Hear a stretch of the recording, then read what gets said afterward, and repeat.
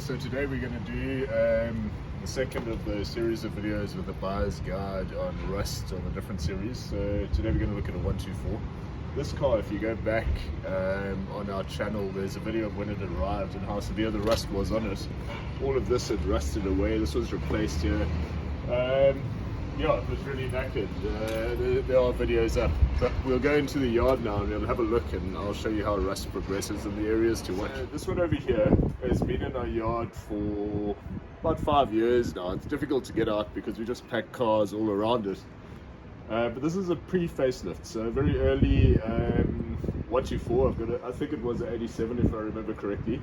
But what we've noticed is that the pre and post facelift rust very differently. The pre-facelift, well, I'll start with what's universal in all of them.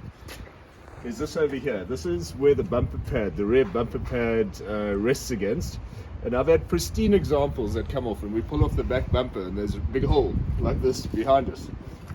All of them have rust there. So if you've got a 124, pull that back bumper. No matter what the car looks like, moisture collects. There's a sponge. We'll go and find a bumper just now and I'll show you how that's constructed and you understand why it rusts over there. But they all have rust of varying degrees behind the back bumper. So that's universal on pre and post facelift. On the pre facelift, inexplicably they rust a lot slower than the post facelift, specifically in areas where it affects it structurally. So the A-pillar, this one, as I say, it's been in the yard for a long time. You can see a bit of rust starting here, here, and over here, and that's obviously structural. But if you look inside here, even though it's as dirty as it is under the battery tray, it's pretty intact and pretty solid over here, all around. Let's go to another pre-facelift. We're going to have a look at that as well. So here's another pre-facelift. This one I've got a feeling was a 90 or 88 rather.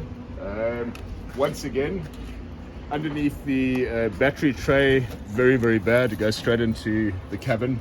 But basically that's all a result of this getting blocked here. If you have a look here, this is where the water would run down and there's a little drain over here. You can see this is actually full of sand that drains into that and then drains out. This gets blocked like that, it then overflows, collects here, goes underneath the battery tray and with leaves and rubbish just accumulates there and never drains. So that's on the pre-facelift. But structurally it still seems alright. I mean, if you look at the A-pillar here, there's no rust to speak of there. The base of the A-pillar, you want to come around, the base of the A-pillar really intact still. You get a little bit of rust on the top of the doors where moisture collects on the rubbers and certainly over here. But considering the condition, it is really pretty dry, this one. And this is a pre-facelift. Even though it's pretty dry, it's still got that behind the bumper. As I said, a universal problem on all of them. Let's go look at another pre-facelift before we move on to the pre-facelift. This came in, I don't know, about a month ago. And you can see where rust is developed underneath the water bottle or the washer reservoir, underneath the battery tray over here. Once again, same story. That drain that was over here would have been blocked. That would have been where the outlet should be. But I mean, look at the amount of rubbish here.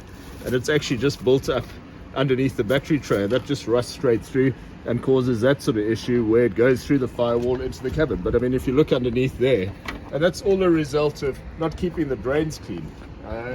Aside from that, once again, this is all structurally sound. You know, the A-pillar is fine. I mean, if you look over here, all good. And this actually looks very good on this one. But here we have an issue where moisture is collected underneath that panel and the boot rubber and just rusted that away. Also over here. Okay, so anyway, this is the pre-facelift. We're going to move on to a post-facelift and you'll see how different that is in the way it rusts.